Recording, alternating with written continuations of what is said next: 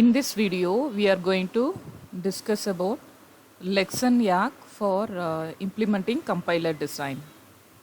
So, today we are going to see how to recognize and evaluate relational expression. So, we are going to discuss the Yak program and the Lex program for it. So, let us see the problem statement. So we need to write a Yak program to accept a statement and do the following error detection. So accept a relational expression and evaluate the relational expression. That is the task given to us.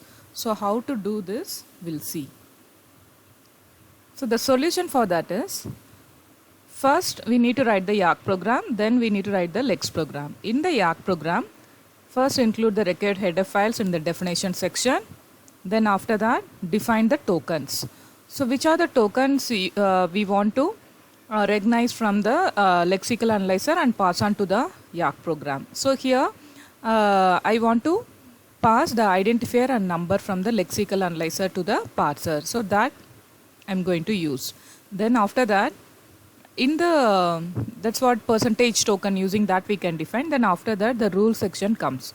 So in the rule section of the Yak program, we have to define the production rules of the grammar.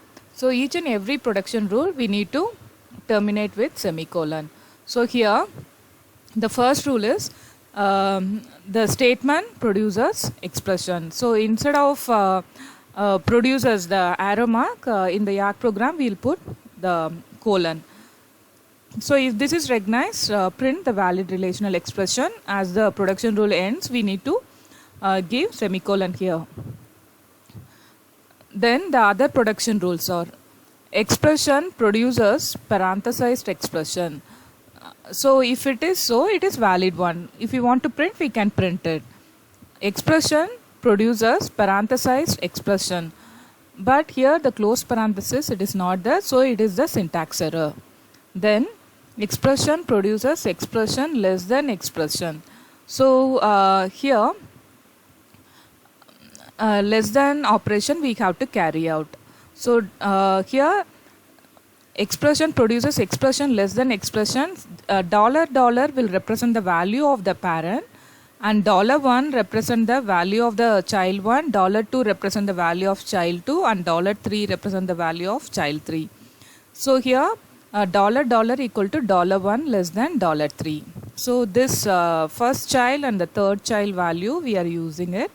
And we are finding out whether true or false. So accordingly it will return 1 or 0, and the value will be stored in the parent.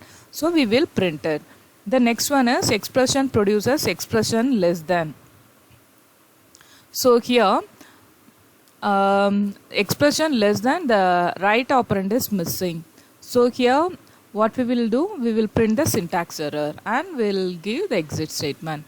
Expression produces expression greater than expression. If it is the case, what we will do, $$ parent value equal to $1 greater than $3. So $1 is first child value and $3 is third child value. Their values we are using here. So this will return true or false, and we are capturing in $. So to print it, just print $. Then expression produces expression greater than symbol. So here the right operand is missing. So in that case, we have to print that it's a syntax error. Then expression produces expression less than or equal expression. So here less than, equal, as they are symbols, we have to enclose them within single quote separately.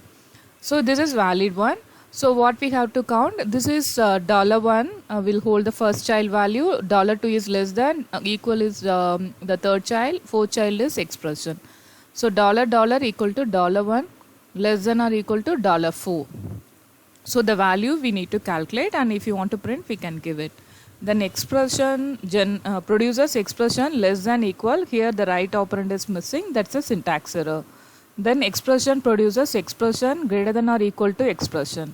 So here we need to find out the value. So $$ is the parent value, $1 is first child, $2 is greater than, $3 is equal, $4 is expression. So $$ equal to $1 greater than or equal $4. So it will return either true or false, that is 1 or 0. So that value we have to print $. Then expression produces expression greater than or equal. So here the right operand is missing. So we need to print it as syntax error.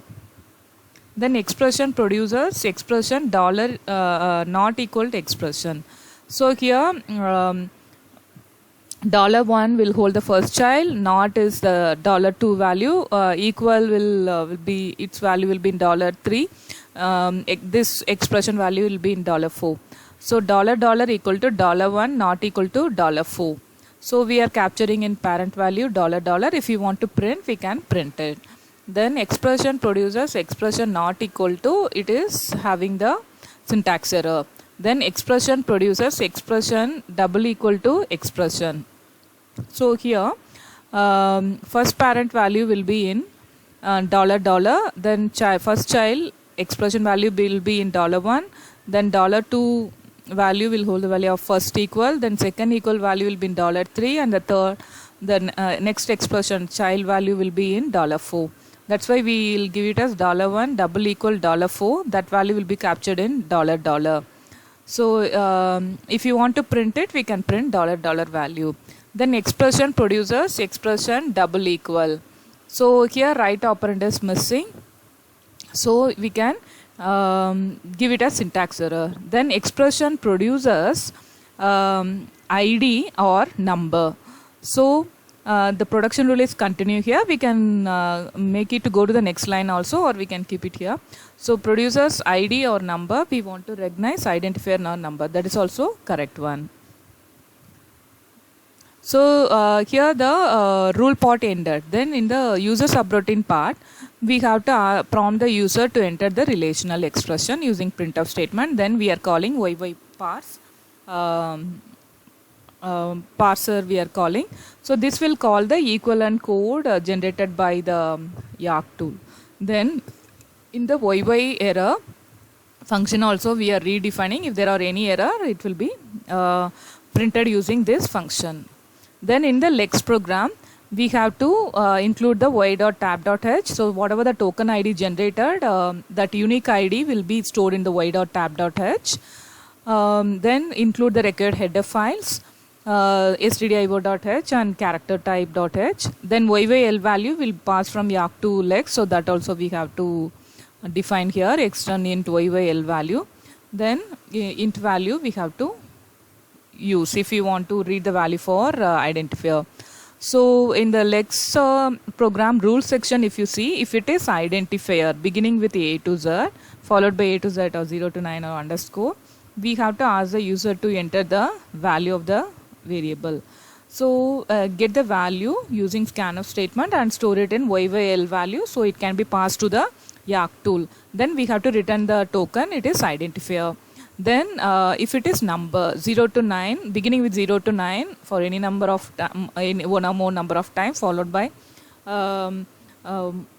any floating point number. It is optional, it may be integer or floating point number.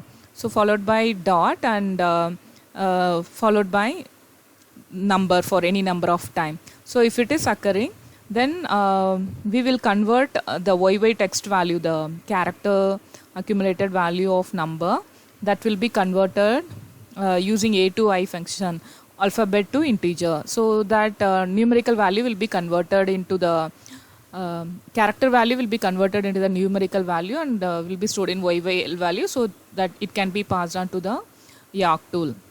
Then we have to return the token number. Then if there are any spaces, do nothing. If it is new line character, then return 0, or any other character like less than, greater than, not, equal, double equal and all, we are returning the first character of the lexeme which is stored in the YY text. Okay, then that's all the rule part getting ended here using double percentage. Then in the YY wrap function, we are just returning 1.